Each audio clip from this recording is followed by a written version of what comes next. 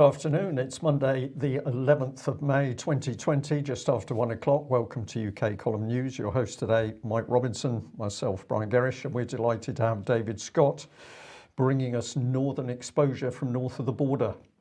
Stats, Mike. Yeah, I don't know how many more days we're going to do this because, anyway, I've reduced it to this. There's really no point talking about the number of global cases anymore because, in fact, the number of people that have been infected by this is much broader than just the statistics. But if we look at the deaths, 248,641, and just to put that in a little bit of perspective, that's 0.004% of the global population. Who have died. That have died, yes. Yeah. So global active cases maybe is a slightly more useful statistic, 2.4 million at the moment, of which 2.367 are mild. And so the serious or critical cases have fallen again to 47,074. But obviously the big news of the weekend was Boris's presentation last night. This is the new message. By staying alert and following the rules, we can control the virus. So it's stay alert, control the virus, save lives. This is the new message. The question is, what does that mean, staying alert? Does that mean that we have to stay aware? Or does that mean that they have to stay on a particular alert level? Well, let's just have a listen to what Boris said about this last night. And to chart our progress and to avoid going back to square one, we're establishing a new COVID alert system run by a new joint biosecurity centre. And that COVID alert level will be determined primarily by R and the number of coronavirus cases, and in turn, that COVID alert level will tell us how tough we have to be in our social distancing measures. The lower the level, the fewer the measures, the higher the level, the tougher and stricter we will have to be. There will be 5 alert levels. Level 1 means the disease is no longer present in the UK, and level 5 is the most critical, the kind of situation we could have had if the NHS had been overwhelmed. Over the period of the lockdown, we've been in level 4, and it's thanks to your sacrifice we're now in a position to begin to move in steps to level 3. And as we go, everyone will have a role to play in keeping the R down. Okay, so we're going to keep the R down. So let's just briefly have a look at the 5 levels and what these mean. So here we go.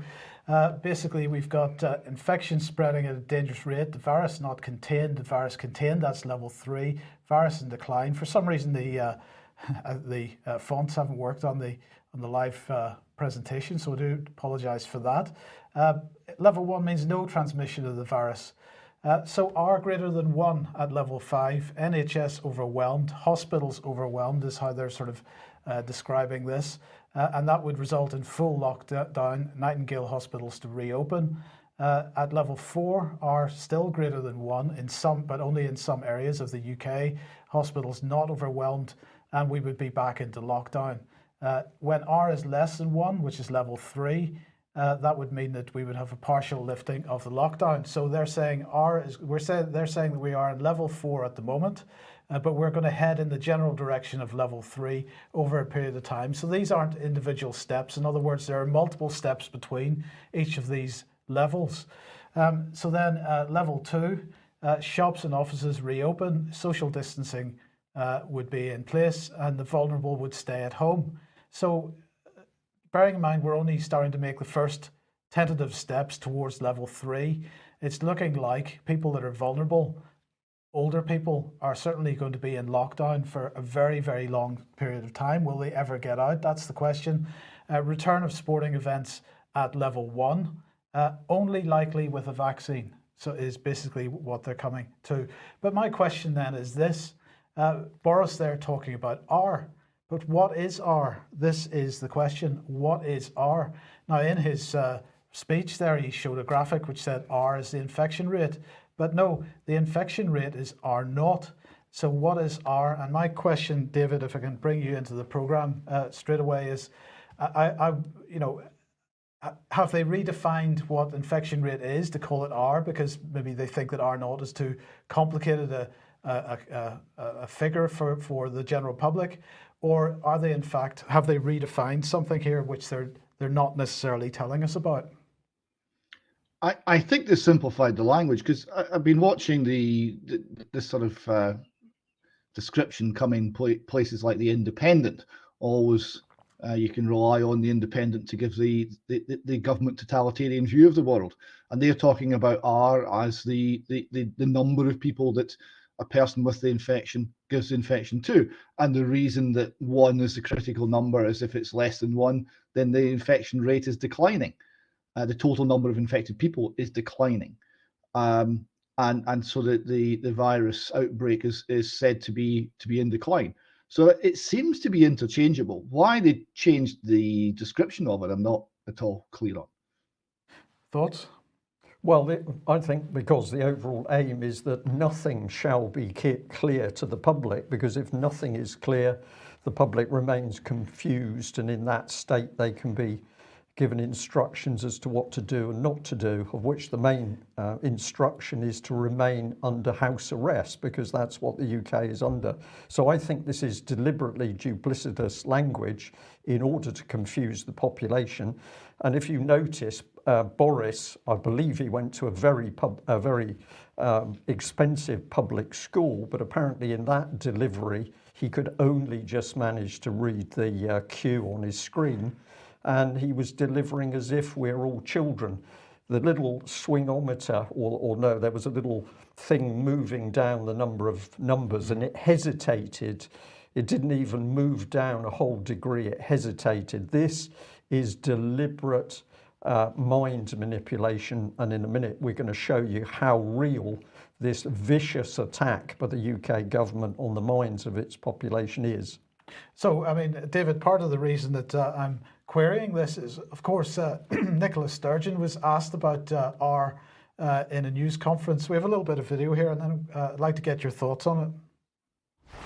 The rate of transmission of the virus in Scotland, the R number that you have become used to hearing us talk about, is still too high for any significant change to be safe at this stage. Can you tell us that number? Well, I think several times now, Chris, I've said to you, I can't tell you that number because the experts tell me it's not possible to say with certainty what that is. So the experts have told Nicola Sturgeon that it's not possible to know what that number is. So how are they going to run their traffic light system if they don't know what R naught is, if we're talking about R naught at all? So, you know, this is a pretty spectacular position to be in, David. It is remarkable. This is high quality non-player character thinking from Nicola Sturgeon. We don't know what the number is, but we do know it's too high. And I've been told both of these completely incompatible facts by experts, and I will believe these two incompatible things at the same time, and I will go in front of the nation and with a straight face and not realizing I sound like an idiot, I will tell both of these facts to the press. And the press, because they're heavily controlled and you don't get to ask follow-up questions in Scotland, the mic goes off after one question, the press will just have to take it. Okay, so where does that leave us, Brian? Well, where it leaves us, Mike, is understanding what's really happening in government. And I'm going to say Nicola Sturgeon is no different from the rest of the Westminster backbenchers, because they do not have a clue what is going on in their own government. Now let's jump back to last Monday when UK Column had an exclusive. Whistleblower at pretty high level in Westminster had told us that the whole thing about lockdown is that the government did not want to release lockdown because whilst the population are locked up, it gave the government the opportunity to repurpose government. So it was an extraordinary, lockdown was seen as an extraordinary opportunity not to reopen 50 to 60% of what each company does. And then it said, so why reopen schools, care homes, coal-fired power stations? Don't reopen any of them. They are garbage. They're yesterday's technology. They're polluting. They're toxic. They're badly organised. You don't reopen them. And the individual went on to say that if huge amounts of money was to be brought to bear, £240 billion, increasing debt by 7 times, it was pointless reopening all the old stuff. Now was the time to, quote, reinvent society.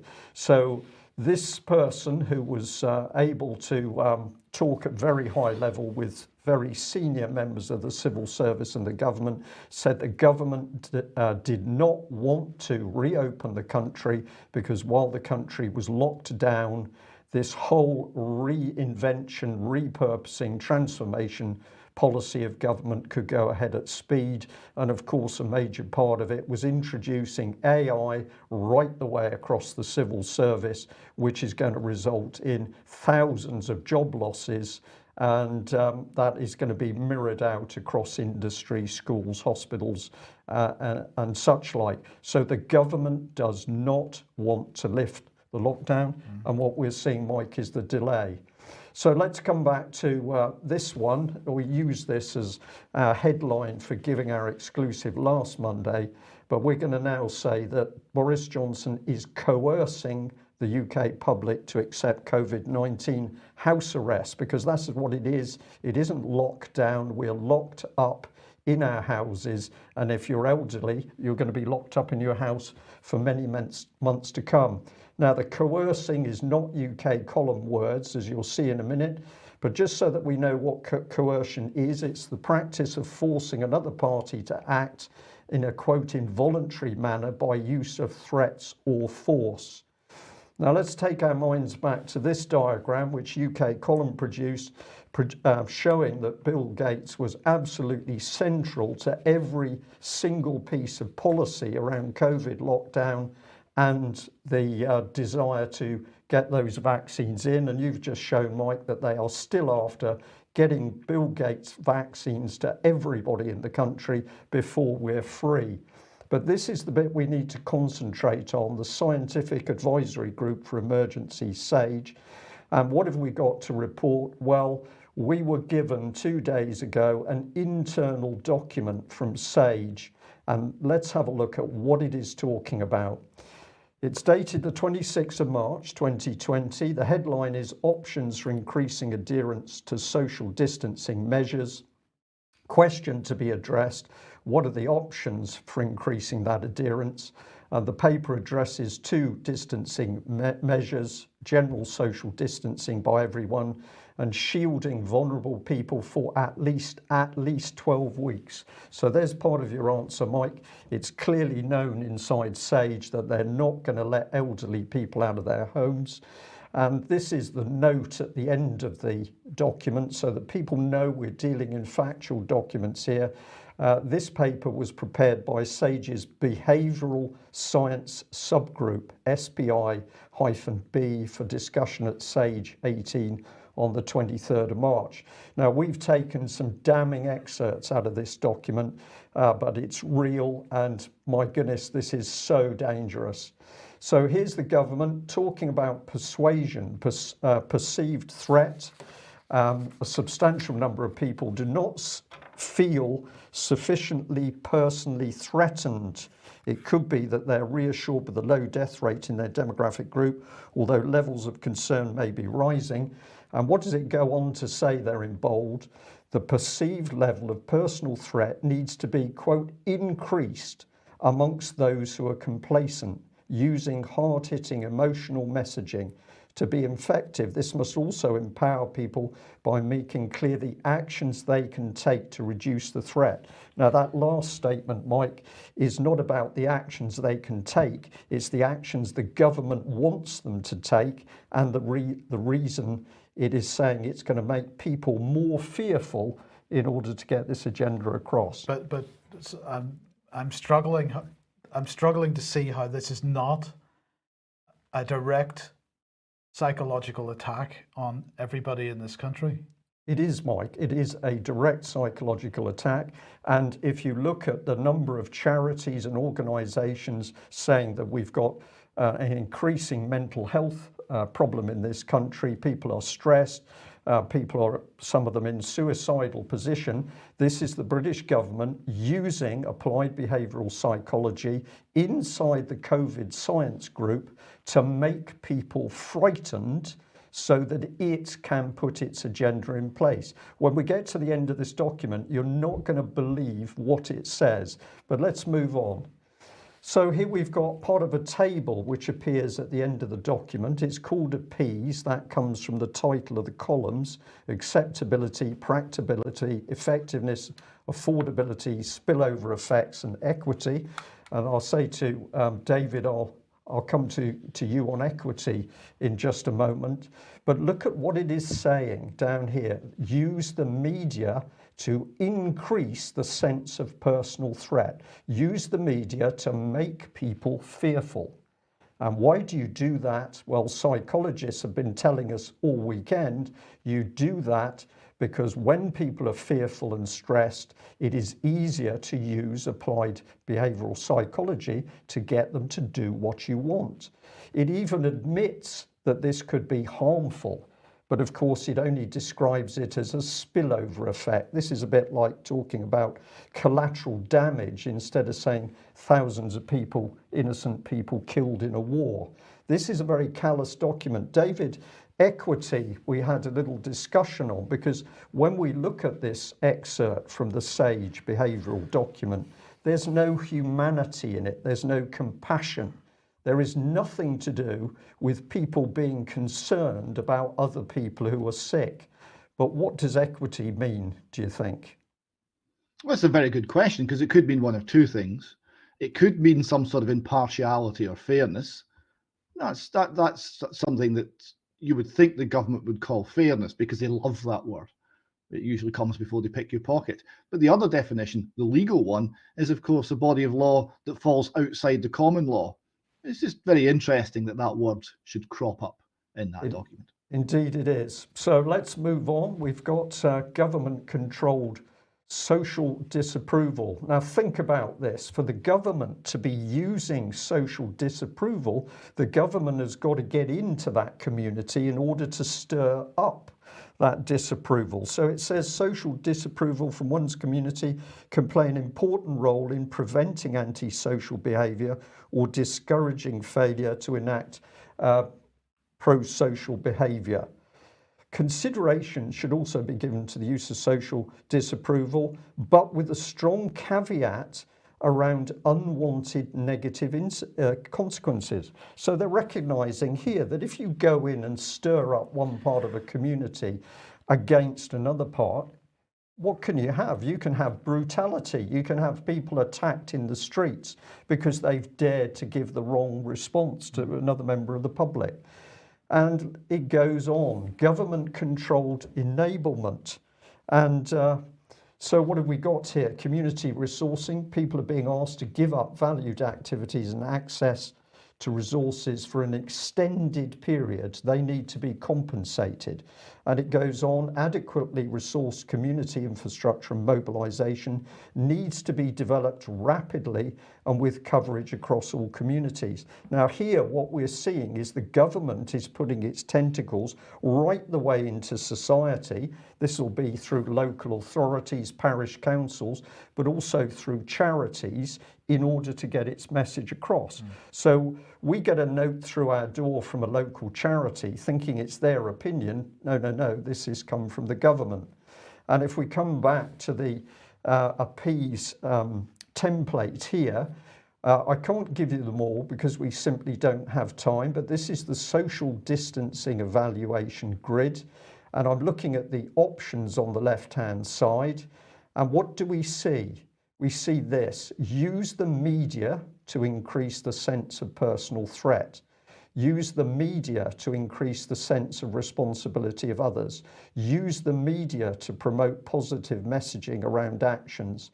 Tailor the messaging and use and promote social approval for desired behaviours. This is like something out of communist China. This is Boris Johnson's government using the wider media to use his applied behavioural psychology to keep us locked up. I can't express how dangerous it is, Mike. When we got this document, it was unbelievable. We know there are more, and we're hopeful we're going to get some more of those documents.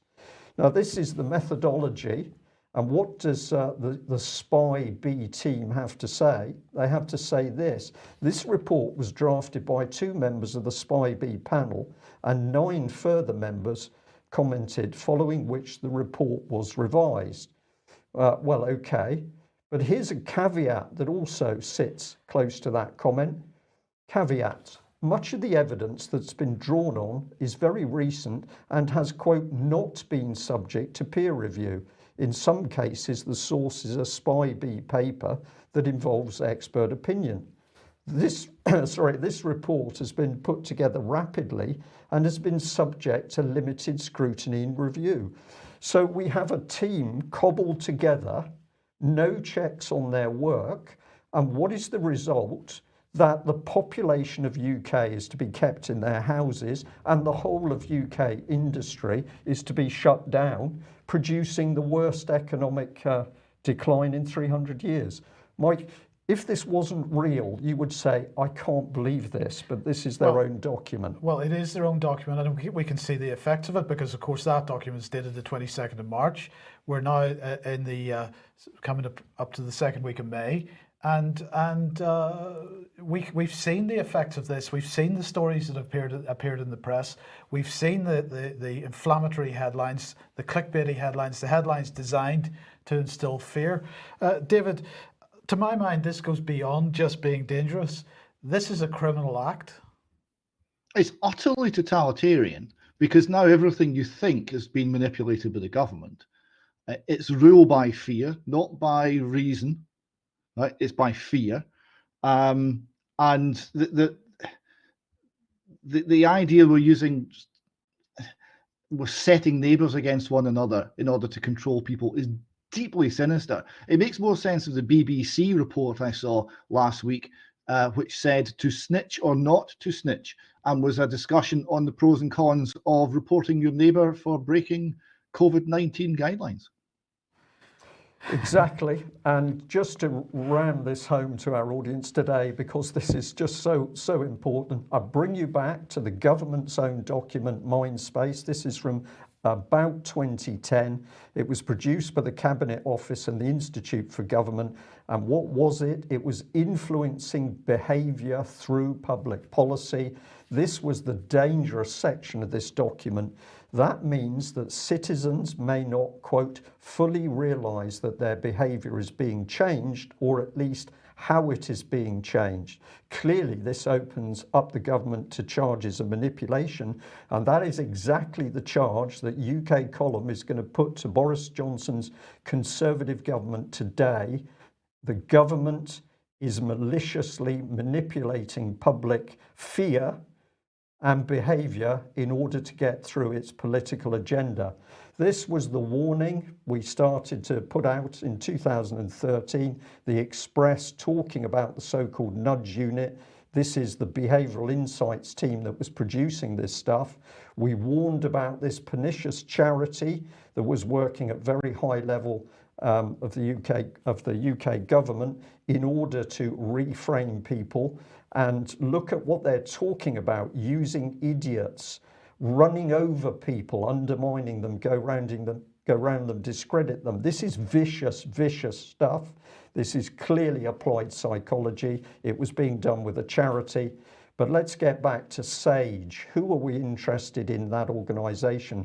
Well, it's this gentleman, Sir David Halpern, because he is the kingpin from the Behavioural Insights team linked to the Cabinet Office. And we can go back to work that the UK Column did in 2011, where we were warning that around the Conservative government, David Cameron, of course, at the time, but also Francis Maude, the two key people, the head of the civil service, Gus O'Donnell, and an advisor, Jeff Mulgam, but also the head of that charity, Julia Middleton. And what were they working on? Sorry, I'll just put that in because Gus O'Donnell was later replaced by Sir Bob Kerslake. What were they working on? Well, they were working in the background with the French government in secret meetings with this gentleman, Olivier Willier, in order to discuss how to use this applied psychology on the minds of the British and French population. And if we take you on down, here is the man that we're interested in. This is Sir David Halpin. Dr. David Halpin, who was the kingpin of this behavioural agenda. And it was first used internally on departments inside government. DEFRA was the key one, a 34 million behavioural change programme, very, very dangerous. But on the right, of course, the objective was to get the British public to obey. And where were they headed for? A complete change of society, which was called Big Society. And of course, Eric Pickles was the big man in charge of communities at that stage. So this was our warning back in 2011 about this French expert in brainwashing, and he's been working at the heart of the British government, except the British public not told. What's the result of this policy? Death. And here was the Mirror's article saying that between 7,500 and 17,500 elderly people have died as a result of this vicious applied behavioural psychology. Now, is Hancock the fool guy because he's the one taking the heat, and the people behind the scenes repurposing the government are the key ones? Let's ask the question.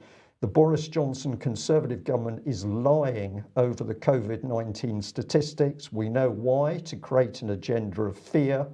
Why is that happening? Well, it's to enhance the effectiveness of applied behavioural psychology on the population and to bring in a repurposed society, economy, government and constitution. This is malfeasance in public office. That is a criminal offence. The killing of elderly people, many people would say, is purely murder. David, I'm going to stop because this is so outrageous, it's almost difficult to report. It is, and it's been coming for a long time. It's fascinating that the column was covering this all those years ago, and we're now seeing the actual laying out of the process, or the fruition of the process of changing the way people think. Now, going a little bit further back in time, this in fact started back in the 20s with Edward Bernays, who invented propaganda and public relations. And I thought it'd be good to finish this section on a quote from him. He said in his piece Propaganda from 1928, "The conscious and intelligent manipulation of the organized habits and opinions of the masses is an important element in democratic society. Those who manipulate this unseen mechanism of society constitute an invisible government, which is the true ruling power of our country." So there we have it. An invisible government is controlling us all right now, if we let them. Absolutely. Now, David, obviously the old message was stay at home, protect the NHS, save lives. The new message, the new propaganda is stay alert, control the virus, save lives. You noticed something, or at least when we were discussing this earlier, you were highlighting one particular aspect of these two little graphics here. Yes, the colour change. What does red mean? Red means stop. But the new slogan is surrounded by little green arrows and ticks. And what does green mean? Well, green means go. Well, it absolutely does. And of course, looking at all the commentary out there today, most of the commentary is about the confusion of Boris's message and whether we're to go or we're to stop or we're to stay in or we're to go out or we're to start work or we're to stop work. And it's very unclear exactly what the situation is. So let's just come back to Boris for a second. He said, and from this Wednesday, we want to encourage people to take more and even unlimited amounts of outdoor exercise. He said, you can sit in the sun in your local park. You can drive to other destinations. You can even play sports, but only with members of your own household. So I was just wondering, is this an acknowledgement that perhaps they got something wrong by not allowing people out, but to a certain degree? But anyway, we're allowed out to sit in the sun now. However, you must obey the rules on social distancing, and to enforce those rules, we will increase the fines for the small minority who can break them.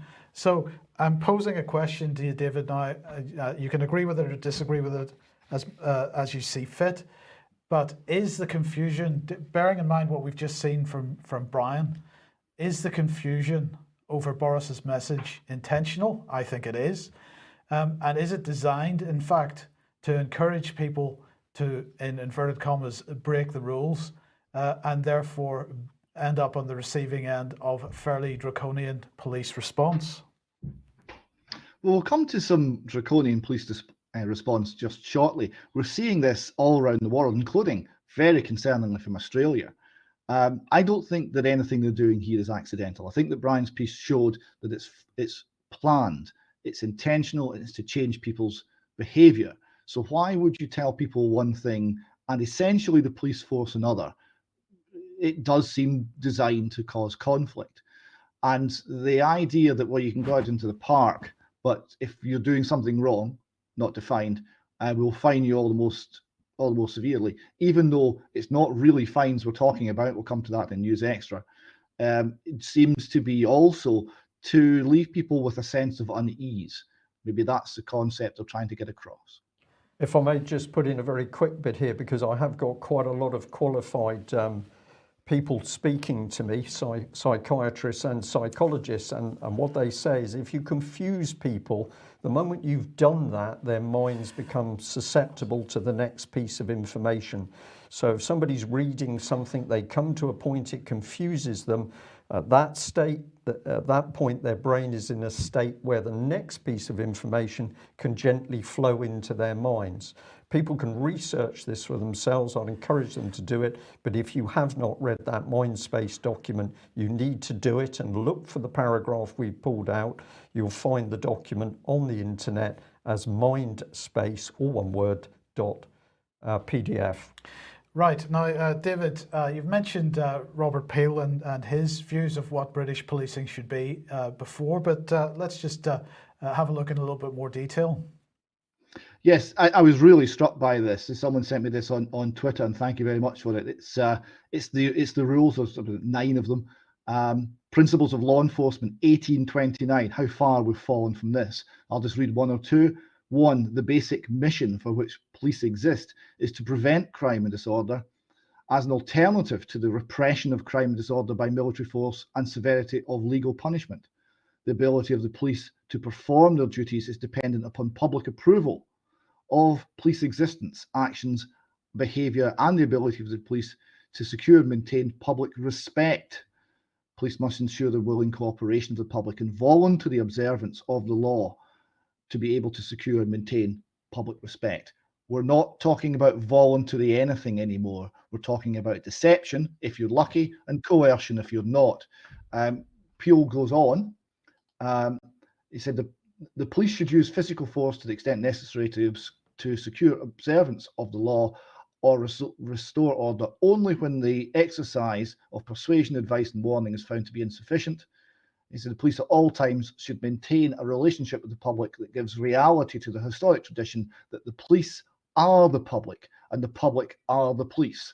The police are only members of the public who are paid to give full-time attention to duties which are incumbent upon every citizen in the intent of community welfare. That is wonderful. That is what policing was in this country. But policing now is something else. And I'm suggesting that policing now is what's defined here by the Cambridge Dictionary as the police state. They say a country in which the government uses the police to severely limit people's freedom. Is that not where we are? I think it is, absolutely. Well, look, David, we've got a little bit of video, which I think we'll leave for extra time, if you don't mind. I know you would have been keen to have that put out on the main program, but we've only got 10 minutes left, so we need to move on. Brian, well, just before we come back to Brian, let's just mention, if you would like to support the UK column, if you like the work that we do, then please head over to ukcolumn.org/community. There are options to help us out there, and that would be very much appreciated. But Brian, we had a fantastic AV11 event over the weekend. Yeah, just excellent, and it only occurred because the AV team was so brilliant at working in the background, mainly with yourself, I have to say, because of course it was live stream. This was a very complicated exercise, but it went very well. The speaker's brilliant, and many people are saying, "Oh my goodness, now I understand all the things going on." So COVID was covered. The behavioural abuse by the UK government was there. We were talking about the pharmaceutical industry. Every component was present in talks, and it all fitted together. And of course, as you're just going to show, we were delighted to have 30 minutes of Ian Crane, who was able from home to speak to the audience, and that was really the icing on the cake. Yeah, absolutely. So if you're not aware, if you're an Ian Crane fan and you're not aware, he's at home now. He's recovering from the operations, but he still has to deal with his underlying condition. But he was certainly all there in a mental sense. Brilliant. Yes. Now, something that I've been a point I've been trying to make for quite a number of years ago, just my opinion, is over the issue of human rights. And the reason is this, because these are your human rights at the point of initiation, i.e. it's a blank page, you don't have any. Now, you compare and contrast that with the idea of unalienable God-given rights, because it's quite a different thing. So if we look at human rights here, let's give a few: the right to life, the right to freedom of speech, the right to freedom of assembly, the right to protest, and so on. The problem with this is, because it begins with a blank page, of course, these rights can disappear again at the whim of whomever is in charge. So if we compare that with the idea of unalienable God-given rights, this basically sums up the position: thou shalt not. So in other words, you are unlimited, you have unlimited rights, your rights are presumed, they are untouchable, they are only limited by thou shalt not. Now, how does this work with British common law? Well, in fact, the case law is Entick versus Carrington, 1675, which confirms the principle that the individual may do anything but that which is forbidden by law. So the individual has unlimited rights except where the law says they can't do X, Y, or Z. And we compare that with the situation with the state. The state may do nothing except that which is permitted by law. Now, what we're seeing increasingly over the last few years is the state is taking on the position of the individual and assuming that it has the right to do anything, including limiting your human rights. So this is a situation under the British common law system and all common law countries. Humans are presumed to have unlimited, well, not unlimited, but unalienable God-given rights limited by law. Now, so where does that leave us? This leaves us in the position, well, let's look at this particular document, legislating for the relaxation of the lockdown. Over the last lot of years, we've seen our God-given rights being replaced with the idea of human rights. The presumption then has been taken away that our rights come from some other source than the government. And now we have this type of thing. Now, this is by Sir Stephen Laws. Stephen Laws was basically the man who wrote the legislation for the government's chief counsel between 2010 and 2016. And this is what he's saying in this document that he's written for Policy Exchange. First of all, a situation of this sort involves a need, this is COVID-19, involves a need for individuals to sacrifice some of their freedoms and liberties, if only because their individual interest in the maintenance and stability of the society to which they belong needs to be given the highest priority. So what he's saying is the needs of the state trump the needs of the individual. And then he goes on to say this: the government should look again at a derogation from the ECHR, that's the European Convention on Human Rights, until the end of the crisis, although that may involve more risk rather than less. And David, this seems to be one of the top legal minds in the country, basically making my point for me that human rights are dangerous because you start from a blank page.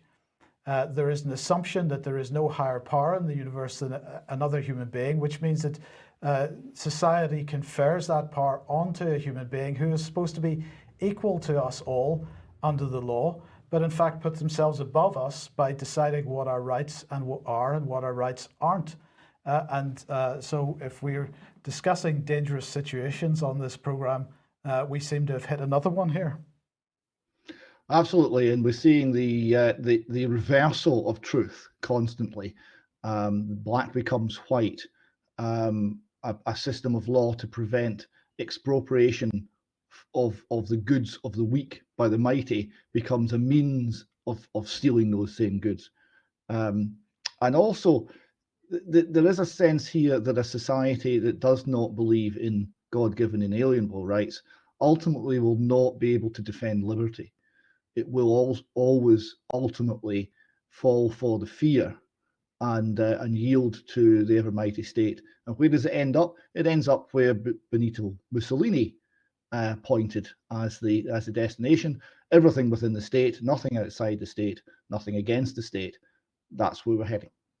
And now just one other point that I want to make on this, because of course a lot of the sort of commentary on this suggests that really these ancient rights are just outdated and we need to bring things up to date, and that modern human rights are a much better way to do things. You know, in the graphic that I showed there, thou shalt not, of course, that brings us back to the Ten Commandments. Now, the point here is that law which has lasted longer is better, because in other words, more and more generations of juries have thought that that was good law.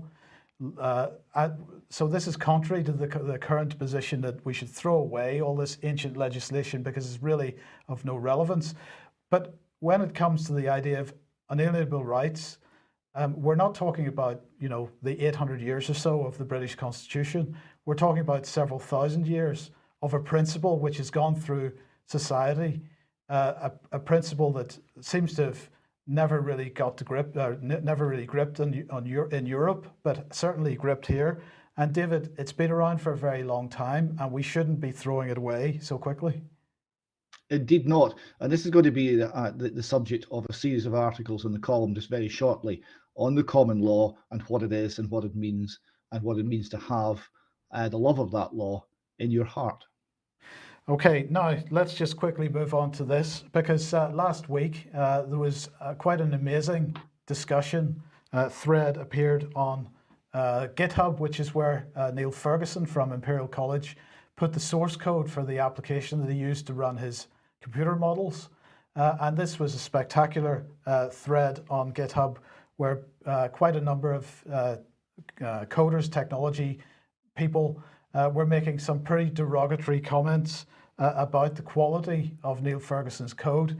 And David, lockdown skeptics here covering this. Indeed they are. And this is vital, because this code, remember, is the thing that more than any other single piece of work propelled the country down the lockdown, propelled, in fact, the whole West down the route of confining us all to our homes and house arrest. Now, the code assessment here is damning in the extreme.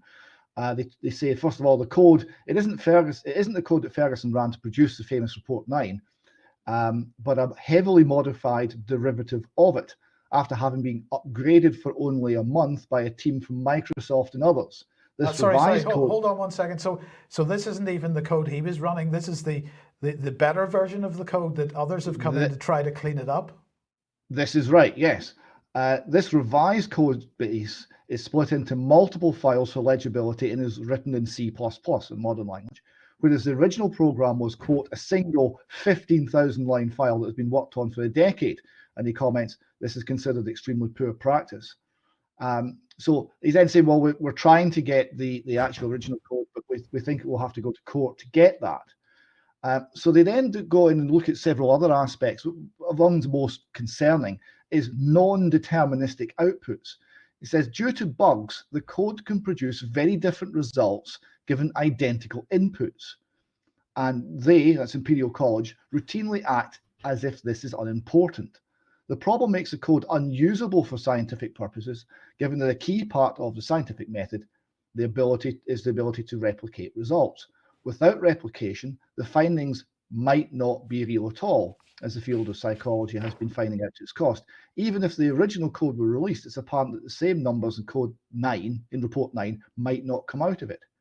Non-deterministic outputs may take some explanation. It's not something previously floated as a possibility. The documentation says the model is stochastic. Multiple runs with different seeds should be undertaken to see average behavior. Stochastic is just a scientific word for random. Now, Peter Hitchens picked up on this, and he took the radical step of opening the Oxford English Dictionary to look up what stochastic means. And lo and behold, stochastic says, well, it's to aim at a mark or guess pertaining to conjecture. So that's the nature of the software that's driving this. And it was the full report from Lockdown Skeptics goes into a number of examples of Edinburgh University trying to use the software and being unable to get consistent results, variations by 80,000 deaths, for example. And Imperial College basically saying, well, it's meant to do that, just run it multiple times and take an average. Even though there's other cases of Imperial College seeing this as a bug and trying to sort it. In conclusion, they say, all papers based on this code should be retracted immediately. So that would take the government's case for lockdown out completely. Imperial's modelling efforts should be reset with a new team that isn't under Professor Ferguson and which has a commitment to replicatable results with published code from day one. And he goes on a personal level, I go further and suggest that all academic epidemiology be defunded. This sort of work is best done by the insurance sector. Insurers employ modelers and data scientists, but also employ managers whose job it is to decide whether a model is accurate enough for real world usage, and professional software engineers to ensure model software is properly tested, understandable, and so on. Academic efforts don't have these people, and the results speak for themselves. He describes it as hobbyist level software, an unreliable mess.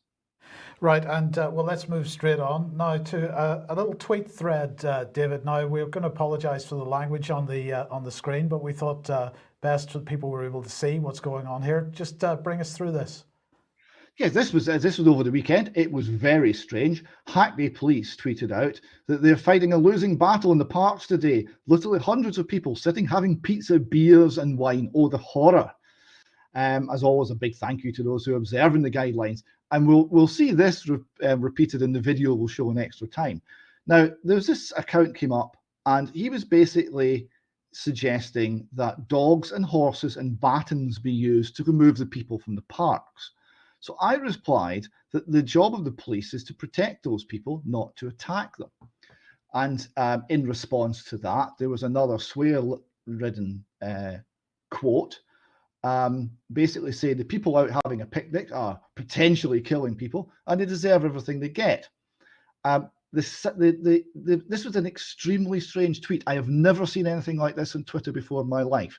It had only 2 retweets. It had 9 replies, all of which supported my position that the police should be protecting people, but an incredible 451 likes. So 451 people liked the idea of the police beating up people in parks, and the likes kept coming at a kind of regular rate. And I was having a look at some of the accounts that they were coming from, and I've got one example here. 176 people with 85 followers. Most of them were like this. These accounts are set up. They usually had a football theme because it's easy to get followers if you have an affiliation with a football club. They build up. They follow a couple hundred people. They get between 30 and 80 followers, so the account looks reasonably legit. And they're all like that. 450 of them liking that nothing of a tweet. It was the strangest thing I'd ever seen on Twitter. Would you, Mike, have any speculation as to what I might have been encountering there? Well, in the chat box, they're already speculating that you were on the receiving end of some 77th Brigade activity. Could it be that that's the gallant 77th Brigade doing their stuff? David, cut in. They are not paying the 77 Brigade salaries and the Google salaries, because Google and 77 Brigade are integrated, they're not paying those salaries for the people to sit there doing nothing. And we've already been told they're not just monitoring social media, they are actively involved in getting amongst it and changing the way people think and behave. And that includes, of course, coercion. If the government is using coercion, we can be sure that 77 Brigade is using it. The British Army is now brought into this conspiracy against the British people. If you're listening from overseas, 2020, we are describing a military supported dictatorship operating, not installing itself, but operating itself in the UK. 77 Brigade. I think we can put money on it. If that's 77th Brigade, right, and I think it is legitimate to think that it probably is, then 77th Brigade are now going on social media and advocating that the police should use violence against peaceful people. And if that's the case, that is a new low. Well, I'll just add to that information that we've had, which we can't substantiate, but it was very interesting information, suggested that 77 Brigade was already trying tricks to threaten and warn off people. I think we're going to get further information about dirty tactics like that in the future, but we'll see. Well, speaking of the military, they seem to be surrounding Nicola Sturgeon here, but I suspect they're not attempting to arrest her or murder her in her bed. David, what on earth is going on? This is VE Day Oh, I see. celebrations, and Nicola's there. It just struck me that this was profoundly North Korean. Nicola's there front and center, framed by the military. She doesn't know quite what to do, so she's looking sad and down because she thinks that's what you do at military events. And with the police in the background, and it was just the most North Korean thing I've seen the Scottish government stage, and I thought it was just worth commenting on it. Now, there is, of course, something more going on military matters in Scotland. Here we have an article from the Times, and they're saying that an army of civilians could fight viruses and hackers. This is from I presume they're talking computer viruses as opposed to coronaviruses. No. They're talking about viruses, including coronaviruses and hackers and terrorists. So we're going to have an army of civilians. And this gentleman here, you see, this is Mr. MacDonald. He's SNP spokesman for military matters, and he's extremely well qualified for that because he was once a holiday rep in Ibiza. So he knows a little bit about fighting on the beaches. And he's now speaking. Well, we'll see exactly what he's speaking because it's very interesting. You might recognise the language, gentlemen. It says here, Mr. MacDonald said that clinging to 20th century idea of national security was no longer tenable. The threat now is less about invasion or hostile states sending bombers over our skies. It's much more nuanced and asserts itself in different ways. He said he hopes to win support from the Scottish government, which is SNP, right? So that's a given. Insists that Holyrood already has the power to establish a national resilience force. It could be expanded after independence or indeed adopted by the UK government on a larger scale. Remember, gentlemen, we are the testing ground when it comes to you next.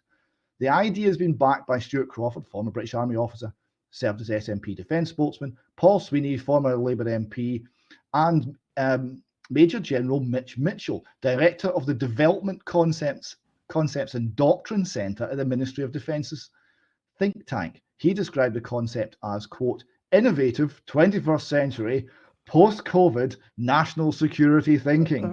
Here we go. And then Mr. MacDonald said that the ideas have been heavily influenced, right, brackets written, heavily influenced, he says, by the Modern Deterrence Project at the Royal United Services Institute. And if we go to that, we find that this is, in fact, the Modern Deterrence Project focuses on blending of traditional deterrence and societal resilience against emergent forms of warfare. In the age of hybrid and grey zone warfare, our defence cannot exist solely of armed forces.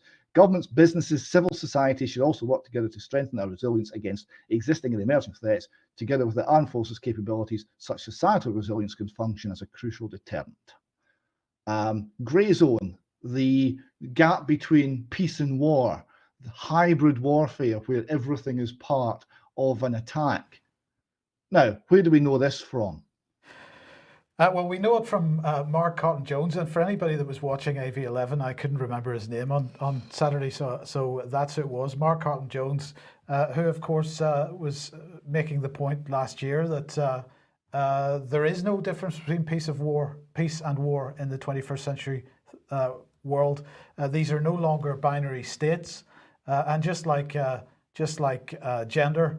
It's a completely fluid situation. You're on a single timeline. You could either be, maybe a bit more warlike today, a bit less tomorrow. It's a bit like Boris's alert system, really. It sort of go up and down, whatever direction they want to go. It's just totally grey the whole time. But Brian, what's the Queen doing in the present circumstances? Because obviously she's over 70 and she's not going to be doing anything ever again, Mike, because the Mail's headline here's got it: Queen may never return to frontline duties. Monarch 94 could remain quarantined in Windsor indefinitely until a vaccine is found. Now, we're really being told what's coming on here. Yes, absolutely. But of course, that headline implies that she's going to be inside the whole time. But Windsor, she's not going to be stuck in the house. She can sit in the park, and if the police don't see her sitting too close to her family, she's going to be okay. But really, this article is seeding in the public that we're not going to see the monarch again. It says she may appear on a video link or something, but look at how long she's going to be there until Bill Gates, until Mr. Gates' vaccine empire can get his flawed products out. And we know now that he's looking at trillions in profit. You simply multiply the world population by £477 because that's how much he's going to charge. So we're not going to have a monarchy until Mr. Bill Gates can make enough profit. I'll leave people to think about it. The constitutional issues are astonishing. But we don't need to worry, Brian, because GP Frontline magazine here has got this front page. And David, this is quite an incredible image. Yes, this is, again, borrowing from the Second World War imagery. There was a woman with a wrench making aircraft engines to help fight the Nazis. Well, now we've got the same imagery here. And it's the NHS is the new army and the new God and the new everything.